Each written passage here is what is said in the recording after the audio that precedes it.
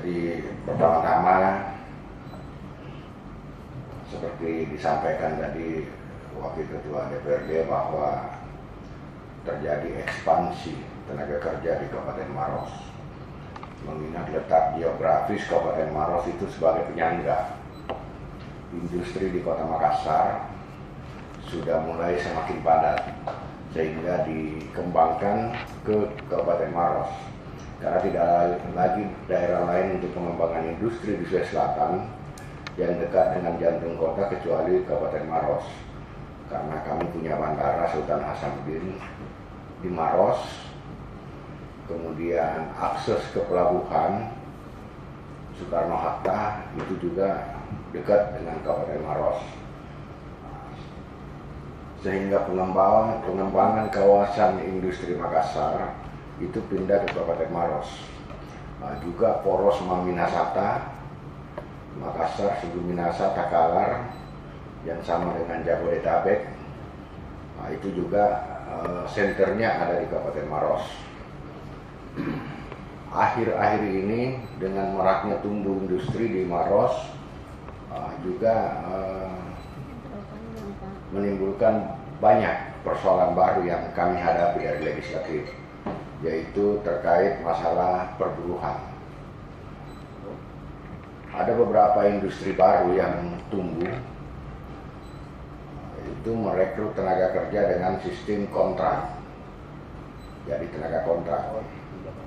Bahkan PT Angkasa Pura I sendiri dalam rekrutmen tenaga kerjanya menggunakan jasa outsourcing.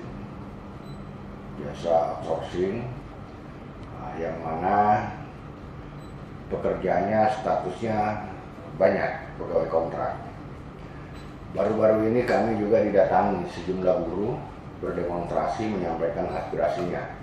Mereka menuntut agar status mereka sebagai tenaga kontrak yang sudah bertahun-tahun dilakoni ditingkatkan menjadi pegawai tetap.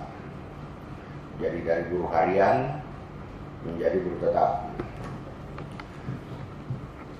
Dalam hal ini yang kami pahami sesuai dengan Undang-Undang Nomor 3 Tahun 2003 tentang Ketenagakerjaan,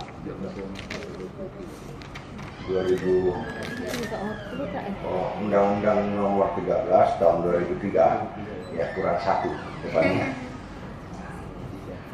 tentang ketenagakerjaan, di mana di situ diatur hak normatif yang wajib diberikan perusahaan kepada karyawannya atau buruh tetap. Kalau mereka mempekerjakan tenaga kontrak, maka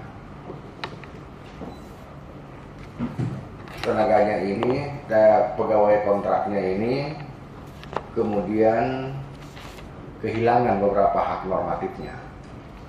Salah satunya misalnya tenaga kerja perempuan. Kalau dia tenaga kontrak, dia tidak dapat cuti haid. Padahal ini penting. Kemudian mereka kalau diberhentikan tidak dapat pesangon. Kalau dia tenaga kontrak. Kemudian kalau mau merayakan hari raya Idul Fitri atau Natal, itu mereka tidak mendapat THR. Di sini harus dibedakan THR dengan tunjangan lebaran. THR dengan hadiah lebaran beda. Biasanya saya pernah mendatangi perusahaan, saya tanya, ini karyawannya sudah dikasih THR tidak? Dijawab oleh manajemen perusahaan bahwa mereka adalah tenaga kontrak, pegawai buruh lepas, istilahnya buruh lepas, sehingga yang kami berikan bukan THR Pak, yang kami berikan hadiah lebaran.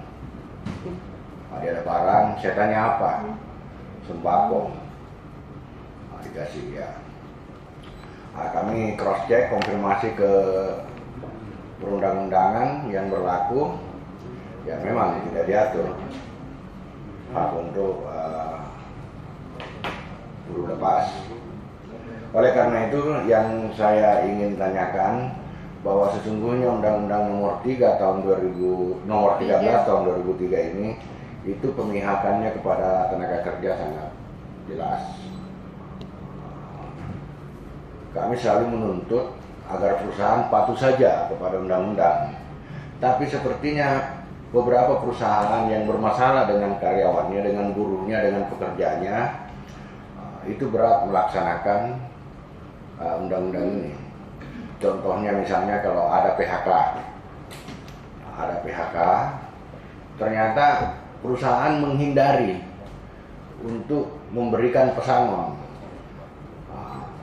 Yang diberikan adalah uang penghargaan. Kan beda pesangon dengan uang penghargaan.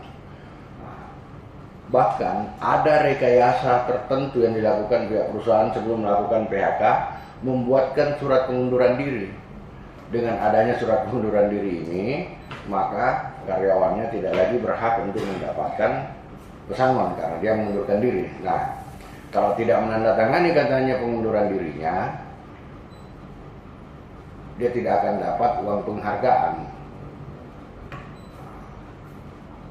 Yang kedua, masalah yang ketiga, saya identifikasi masalah ini, Pak. Masalah yang ketiga, masih ada beberapa perusahaan industri yang enggan membentuk serikat pekerja di dalam perusahaannya. Kita meminta Disnaker untuk melakukan pembinaan. Pembinaan, dan alhamdulillah kalau di Maros, Disnaker sudah melakukan sosialisasi dan pembinaan kepada perusahaan, sehingga hampir semua sekarang industri yang ada di Maros yang mempekerjakan lebih dari 50 orang itu sudah membentuk serikat pekerja. Semua terutama industri besar sekarang semua sudah terbentuk serikat pekerjanya.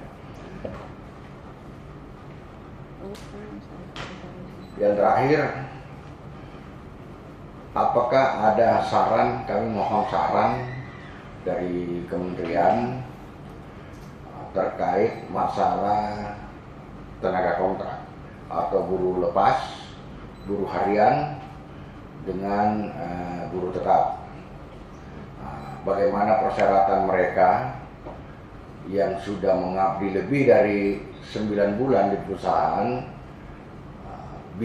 apakah DPR bisa merekomendasikan kepada Bupati dan selanjutnya Bupati meminta kepada semua, memerintahkan kepada semua industri agar mengangkat tenaga kerja lepasnya atau buruh kontraknya menjadi buruh tetap atau karyawan tetap. Saya kira itu yang kami sampaikan untuk sesi pertama. Terima kasih. Bisa sekalian Pak. Terima kasih,